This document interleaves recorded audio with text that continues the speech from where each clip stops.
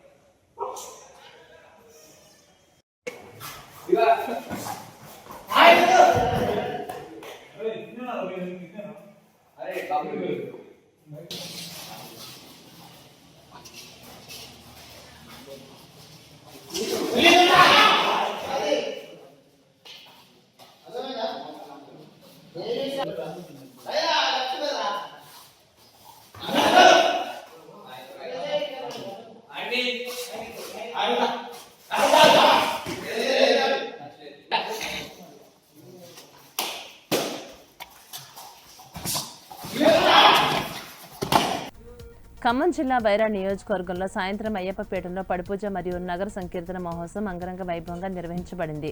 గురుస్వామి కుప్రావురి శబరినాథ్ నేతృత్వంలో జరిగినటువంటి ఈ పూజా కార్యక్రమంలో అయ్యప్ప శరణు ఘోష, దీక్షాపరుల నృత్యాలు, సుగంధ పుష్పాలతో శ్రీ విఘ్నేశ్వర, అయ్యప్ప మరియు శ్రీ సుబ్రహ్మణ్యేశ్వర స్వామి 18 మెట్ల సుందరంగా అలంకరించబడ్డాయి. భక్తులు మంత్రముగ్ధులు అలాగే భజనలతో పూజల్లో పాల్గొన్నారు. ఈ కార్యక్రమానంతరం మాలలు ధరించినటువంటి అయ్యప్పలు మరియు భక్తులకు అల్పాహారాలను అందజేశారు.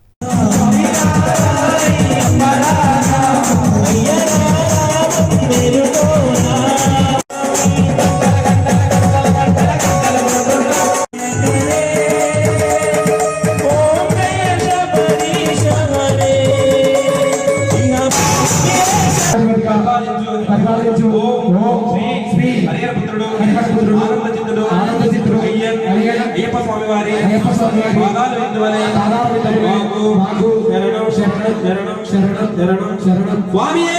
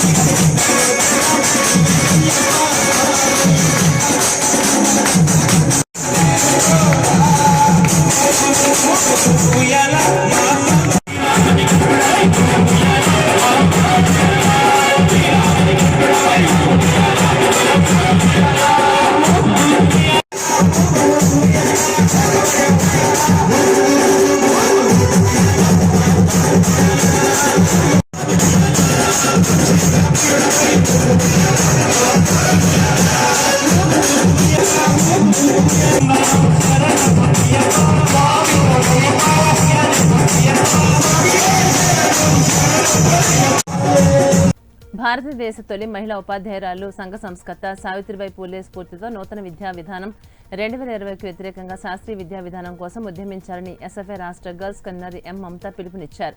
నూతన విద్యా విధానం వల్ల పేద విద్యార్థులకు చదువు దూరమయ్యే ప్రమాదం ఉందని, కులవృత్తులకే పరిమితమయ్యే పరిస్థితులు తలెత్తుతాయని ఆమె ఆవేదన వ్యక్తం చేశారు.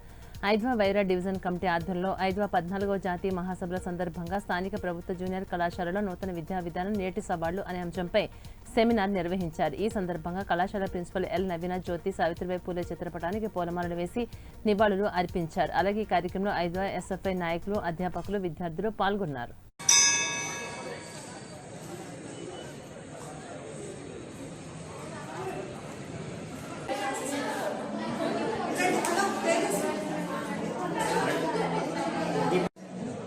जोहार सावित्रीबाई फुले गारू, जोहार सावित्रीबाई फुले गारू, जोहार Savitri girls and boys.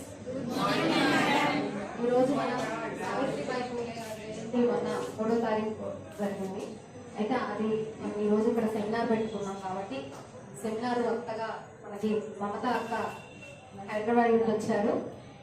Girls state SFI state girls convener అక్క. మీకు నూతన విద్యా ఐద్వా 14th ఆడిటర్ కాన్ఫరెన్స్ హైదరాబాద్లో జనవరి క్లారిటీ లేదా వాయిస్ మహాసభలు 25వ జాతీయ మహాసభలు హైదరాబాద్ నగరంలో జరుగుతున్నాయి. దీని సందర్భంగానే ఈరోజు ఇక్కడ ఈ సెమినార్ నిర్వహిస్తున్నాం. ఐద్వా అంటే ఆల్ ఇండియాలో ఎంతమంది డెలిగేట్స్ ఉన్నారో అంటే 1000 మంది డెలిగేట్స్ మన హైదరాబాద్ వచ్చి అక్కడ మహిళల సమస్యల మీద చర్చించడం జరుగుతుంది.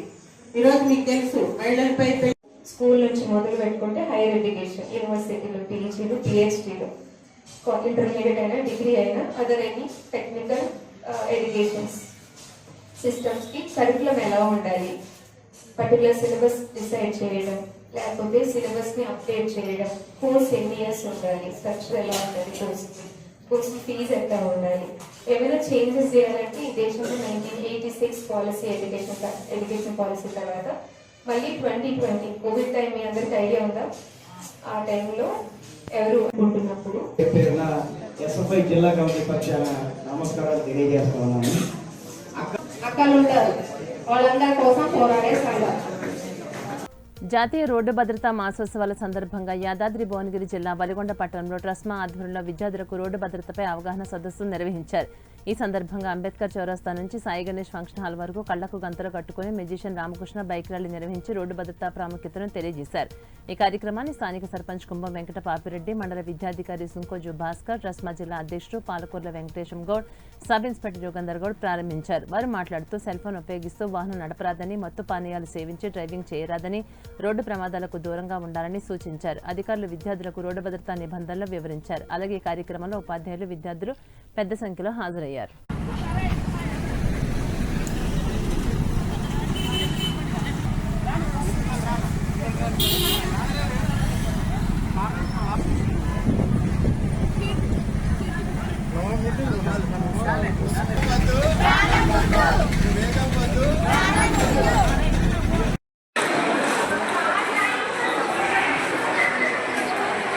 సార్ చూడండి సార్.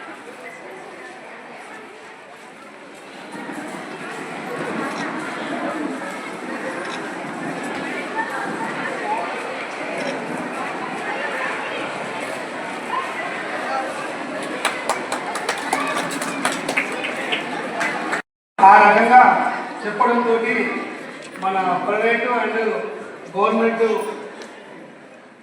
అందరి సహకారంతో ఈ ప్రోగ్రాం చేయడం జరిగింది. దీనికి సహకరించినటువంటి అందరికీ పేరు పేరున ప్రత్యేకమైన ధన్యవాదాలు.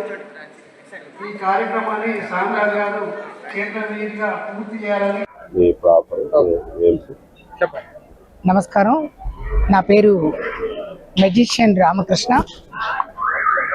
All India blindfold bike రైడర్గా నాకు గుర్తింపు ఉంది. నేను ముఖ్యంగా ఇప్పుడు స్కూల్స్లో, కాలేజెస్లో పిల్లలు సెల్ ఫోన్ నుంచి ఎలా దూరంగా ఉండాలి, చదివింది మనం చదువుకున్నది ఎలా గుర్తుపెట్టుకోవాలి, మెమొరీ లాస్ విషయంలో, కాన్ఫిడెన్స్ విషయంలో, పాజిటివ్ థింకింగ్ విషయంలో అనేక మోటివేషనల్ మ్యాజిక్ షో కార్యక్రమాలు నేను ఇస్తూ ఉన్నాను. ఈరోజు వలిగొండ పట్టణంలో రోడ్డు భద్రతా వారోత్సవాల సందర్భంగా పిల్లలు అజాగ్రత్తగా మైనర్లు ఎవరైనా కూడా మోటార్ వెహికల్ నడపడం వల్ల తల్లిదండ్రులు కూడా బాధపడాల్సి ఉంటుంది, వారికి తీరని శోకం మిగిల్చాల్సి ఉంటుంది. కావున పిల్లలు ఎవరు కూడా మైనర్లు. మల్కజ్గిరి పార్లమెంటు నియోజకవర్గంలో ఎంపీ ఈటెల రాజేందర్ చేపడుతున్నటువంటి అభివృద్ధి పనులపై తప్పుడు ప్రచారం జరుగుతోందని బీజేపీ ఆల్వా సర్కిల్ నాయకులు ఆందోళన వ్యక్తం చేశారు. ఎంపీగా ఎన్నికైన నాటి నుంచి రైల్వే గేట్ల సమస్యలు, త్రాగునీటి కొరత, సీసీ రోడ్లు, పార్కుల అభివృద్ధి వంటి అంశాలపై ఆయన నిరంతరం కృషి చేస్తున్నారని తెలియజేశారు. మేజర్ మల్కాజిగిరి సఫిల్గూడ రైల్వే గేట్ల సమస్యల పరిష్కారానికి ఎంపీ స్వయంగా రైల్వే అధికారులతో సమావేశాలు నిర్వహించి పనులు ప్రారంభించారని, ఈ పనులను ఇతరులు తమగా చెప్పుకోవడం అనైతికమని విమర్శించారు. ప్రజలు నిజాలను గుర్తించాలని, అవాస్తవ ప్రచారాలకు లోను కాకూడదని బీజేపీ నాయకులు కోరుతున్నారు. దాంట్లో ఈ జనప్రియ దాన్ని ఫస్ట్ మనం ఏంటంటే శాంక్షన్ అయిపోయింది, అది విత్ ఇన్ 2 days. యాక్చువల్ గా ఎంపీ గారు లేరు, స్థానికంగా ఢిల్లీలో ఉన్నారు. ఈ 6.6 crores తోని with in 2 days Etela Rajender గారు దానికి కొబ్బరికాయ కొట్టబోతున్నారు. ఇది చాలా శుభసూచకం. మాకు బీజేపీ తరఫున మేము దీనికి ఆయనకు చాలా కృతజ్ఞతలు ఉంటాము. ఇంకోటి తుర్కపల్లి ఆల్రెడీ వర్క్ నడుస్తున్నది, LC 249 అండ్ LC 250 బొలారంది కూడా ఇంకా ప్రాసెస్ నడుస్తుంది. యాక్చువల్గా అది ROB అనుకొని చేశారు, కానీ చాలా ఇల్లులు పోతున్నాయి కాబట్టి దానికి RUBకి చేస్తే బెటర్. ఎందుకంటే 2 గేట్స్ ఒక్కసారి క్లోజ్ చేయాలి కాబట్టి తుర్కపల్లి కంప్లీట్ అయ్యే లోపు ఇది కూడా శాంక్షన్ అయిపోతుంది. LC 250 అది కూడా త్వరలోనే, ఎందుకంటే ఆల్రెడీ దానికి ల్యాండ్ అక్విజిషన్ కూడా 93లోనే అయింది. కూడా హాస్పిటల్ అన్న ఈటల రాజేందర్ అన్న అభిమానంతో ఆ ఆయిల్ కంపెనీస్ వాళ్ళు 25 lakhs యూనిట్స్ ని, క్యాన్సర్ డిటెక్షన్ యూనిట్స్ ని స్పాన్సర్ చేశారు. అట్లా చేయాలి. అప్పుడు వచ్చినప్పుడు స్థానిక ఎమ్మెల్యే కూడా ఆయన అప్రిషియేట్ చేసి అన్నసొంటి పర్సన్ ఉంటే మాకు చాలా బాగుంటది, ఫండ్స్ వస్తాయి అని చెప్పాడు. కానీ ఇది వేరే దగ్గర క్లెయిమ్ చేయకపోవడం మాకు చాలా బాధ.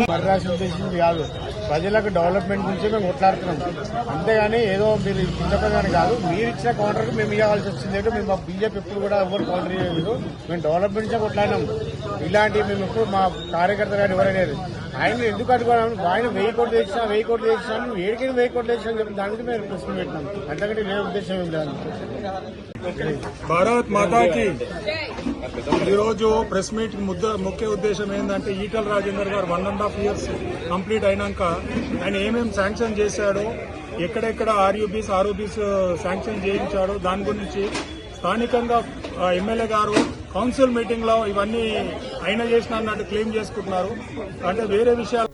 సంగారెడ్డి జిల్లాలో పట్టణ నాయి బ్రాహ్మణ సేవా సంఘం ఆధ్వర్యంలో రూపొందించినటువంటి నూతన క్యాలెండర్ను స్థానిక ఎమ్మెల్యే చింతా ప్రభాకర్ ఘనంగా ఆహ్వానించారు. ఈ సందర్భంగా ఆయన మాట్లాడుతూ నాయ బ్రాహ్మణులు సమాజ అభివృద్ధిలో కీలక పాత్ర పోషిస్తున్నారని కొనియాడారు. జిల్లా నాయ బ్రాహ్మణ సంఘం భవన నిర్మాణానికి పూర్తి మద్దతు అందిస్తామని హామీ ఇచ్చారు. నాయ బ్రాహ్మణుల వృత్తి సంబంధిత సమస్యలను అసెంబ్లీలో ప్రస్తావిస్తామని ఎమ్మెల్యే తెలియజేశారు. అలాగే రాష్ట్ర రాజకీయ పరిస్థితులపై స్పందిస్తూ ప్రజలు బీఆర్ఎస్ పాలన కోరుకుంటున్నారని అన్నారు. ఈ కార్యక్రమంలో సంఘం సభ్యులు, నాయకులు పాల్గొన్నారు.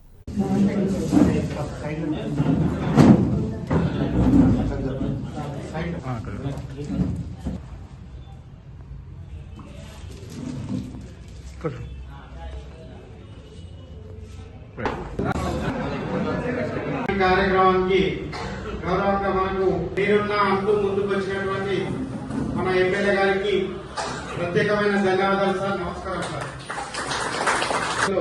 2 నిమిషాలు తన సందేశాన్ని ఇవ్వాల్సిందిగా కోరుతాం. శుభాకాంక్షలు తెలియజేస్తూ ఈ క్యాలెండర్ ఆవిష్కరణ సందర్భంగా మరి ఇక్కడ పాల్గొన్న ప్రతి ఒక్కరికి కూడా పేరు పేరున హృదయపూర్వకంగా అభివాదం తెలియజేస్తూ, మరి నాయి బ్రాహ్మణులకు సంబంధించి తెలుపని వాళ్ళు ఉండరు, వృత్తిపరంగా వాళ్ళను గౌరవించని వాళ్ళు ఉండరు. ఈ నాయి బ్రాహ్మణుల గురించి, వృత్తి గురించి కేసీఆర్ గారు మరి అసెంబ్లీ సాక్షిగా చాలా బ్రహ్మాండంగా ప్రజెంటేషన్ ఇచ్చిన విషయం కూడా మనందరికీ తెలుసు. నేను అంత లోతుల్లోకి వెళ్ళా.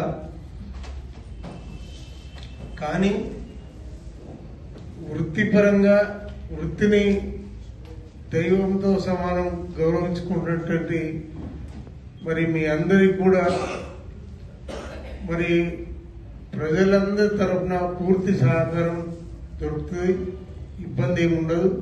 మీరు అడిగినటువంటి ఈ స్థలం విషయంలో మా నర్సులు ఇప్పుడే అన్నాడు, నువ్వు సొంతంగా ఇప్పిస్తావా ప్రభుత్వ పరంగా ఇప్పిస్తావా అనే ఒక మాట మరి నిజంగా కూడా కొంత బాధ అనిపించింది. మనం అందరికీ ఇప్పించినాం, కానీ మన సంఘం తరఫున కూడా అడిగినప్పుడు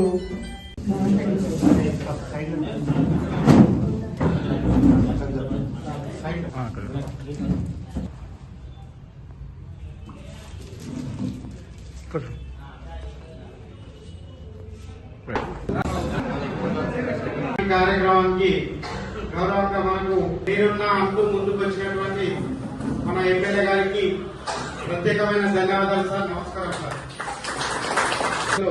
2 నిమిషాలు తన సందేశాన్ని ఇవ్వాల్సిందిగా కోరుతాం. శుభాకాంక్షలు తెలియజేస్తూ ఈ క్యాలెండర్ ఆవిష్కరణ సందర్భంగా మరి ఇక్కడ పాల్గొన్న ప్రతి ఒక్కరికి కూడా పేరు పేరున హృదయపూర్వకంగా అభివాదం తెలియజేస్తూ మరి నాయి బ్రాహ్మణులకు సంబంధించి తెలుపని వాళ్ళు ఉండరు, వృత్తిపరంగా వాళ్ళను గౌరవించని వాళ్ళు ఉండరు.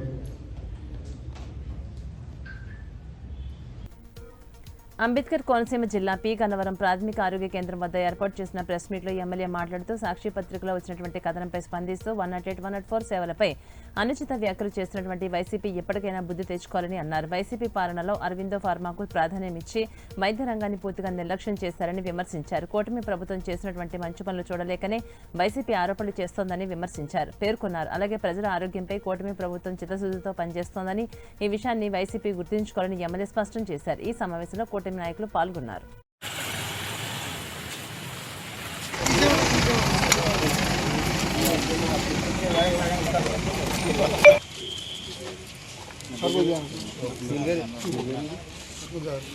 కొద్దిగా బ్యాక్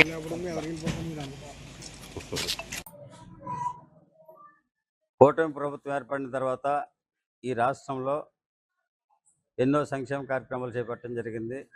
అందులో భాగంగా ఈ రాష్ట్ర ప్రజలు ఆరోగ్యవంతంగా ఉండాలనే ఉద్దేశంతో ఈ ప్రజలకి ఏదైనా యాక్సిడెంట్ కానీ ఏదైనా జరిగితే వారిని ఇమ్మీడియట్గా హాస్పిటల్కి చేర్చే క్రమంలో 108, 104 వాహనాలు సక్రమంగా ఉండాలనే ఉద్దేశంతో వాటిని కొత్త వాహనాలు తీసుకురావడం జరిగింది. అదేవిధంగా ఏవైతే పాత వాహనాలు రిపేర్స్లో ఉన్నావో వాటిలన్నింటినీ కూడా సక్రమంగా చేపించి వైద్య విధాన పరిషత్లో ఎన్నడూ లేనటువంటి మార్పుల్ని తీసుకొచ్చినటువంటి ఘనత కూటమి ప్రభుత్వానికి దక్కుతుందని ఈ సందర్భంగా తెలియజేస్తూ, మరి ఇటీవల కొంతమంది శిథిలమైపోయినటువంటి అంబులెన్స్ని ఫోటోలు తీసి ఈ ప్రభుత్వంలో వైఫల్యం అని అసత్య ప్రసారం చేయడం జరుగుతుంది. అయితే ఈ ప్రభుత్వం ఏర్పడిన తర్వాత ఎన్నో సక్రమైనటువంటి కార్యక్రమాలు వైద్య విధాన పరిషత్లో ప్రజల ఆరోగ్యం విషయంలో ఎన్నో జాగ్రత్తలు తీసుకోవడం జరిగింది. అటువంటి క్రమంలో ప్రభుత్వం ఏదైతే వైఎస్ఆర్సీపీ ప్రభుత్వం చేసినటువంటి అరాచకాలు కానీ అకృత్యాలు కానీ ఏంటంటే అన్ని వ్యవస్థలని నాశనం చేసినటువంటి ప్రభుత్వం ఏదైనా ఉందంటే వైఎస్ఆర్సీపీ ప్రభుత్వం అని చెప్పడానికి ఏ విధమైనటువంటి సందేహం లేదని. మార్కులు, ర్యాంకులు, ప్యాకేజీలు, విదేశీ అవకాశాలకే పరిమితం కాకుండా సమాజానికి సేవ చేసే ఉత్తమ పౌరులను తీర్చిదిద్దడమే విద్యా లక్ష్యమని కేంద్ర హోంశాఖ సహాయ మంత్రి బండి సంజయ్ అన్నారు. కరీంనగర్ జిల్లా కేంద్రంలోని మానేరు విద్యా సంస్థల 40వ వార్షికోత్సవ వేడుకల్లో ఆయన ముఖ్య అతిథిగా హాజరయ్యారు. ఈ సందర్భంగా కోనిక్ ఎక్స్పోను ప్రారంభించినటువంటి మంత్రి విద్యార్థులు రూపొందించినటువంటి శాస్త్రీయ సాంకేతిక ప్రదర్శనలను ప్రశంసించారు. విద్య అనేది ఉద్యోగానికే కాకుండా జీవన విలువలు, క్రమశిక్షణ, బాధ్యతాయుత పౌరసత్వాన్ని పెంపొందించాలని అన్నారు. అలాగే 10th తర్వాత భవిష్యత్తుపై స్పష్టత, భద్రత అవసరమని విద్యార్థులకు సూచించారు. అలాగే ఈ కార్యక్రమంలో వివిధ రంగాల్లో సేవలందించిన వారిని సత్కరించారు.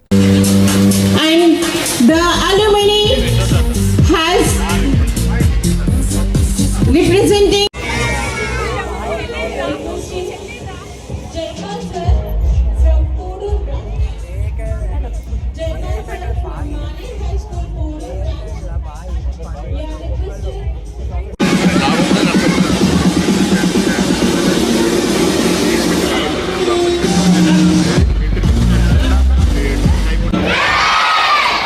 అందరికీ నమస్కారం.